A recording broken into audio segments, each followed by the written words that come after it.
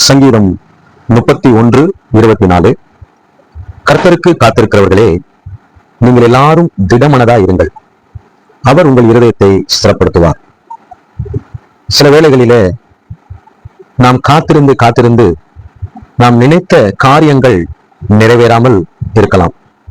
ஆனாலும் இங்கே சங்கீதக்காரர் அழகாக சொல்லுகிறார், திடமனதா இருங்கள். நிச்சயமாகவே நீங்கள் காத்திருக்கிற காரியங்களை அவர் வாய்க்க பண்ணுவார் என்பதை உறுதிப்படுத்தும் விதமாக அவர் உங்கள் இருதயத்தை ஸ்திரப்படுத்துவார் என்று முடிக்கிறதை பார்க்கிறோம். பிரியமானவர்களே, இந்த நாளிலும் நீங்கள் சோர்ந்து போகாமல் இருங்கள், திடமனதா இருங்கள், அவர் உங்கள் இருதயத்தை ஸ்திரப்படுத்துவார். நாம் ஜெபிக்கலாம். ஆண்டவரே, அநேக காரியங்களுக்காக உங்களுடைய சமூகத்துல நாங்கள் காத்திருக்கிறோம், நாங்கள் காத்திருந்து காத்திருந்து சோர்ந்து போயிருக்கிறோம். ஆண்டவரே, சங்கீதம் 31:24 பிரகாரம் ஆண்டவரே, காத்திருக்கிற எங்களை நீர் திடமனதாய், எங்கள் மனதை திடமனதாய் மாற்றுவீராக, காத்திருக்கிற எங்களுடைய இருதயத்தை ஸ்திரப்படுத்துவீராக. நாங்கள் எதற்காக காத்துக் கொண்டிருக்கிறோமோ அதை நிறைவேற்றி தருவீராக.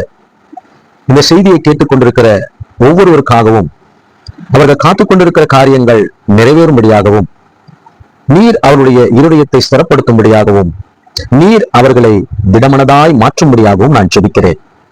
கர்த்தர் தாமே ஒவ்வொருவரையும் ஆசீர்வதித்து எங்கள் இருதயத்தை ஸ்திரப்படுத்தி திடமனதாய் எங்களை உருவாக்குகிறார். இயேசுவின் நாமத்துல தகப்பனே, ஆமேன், ஆமேன். God bless you all.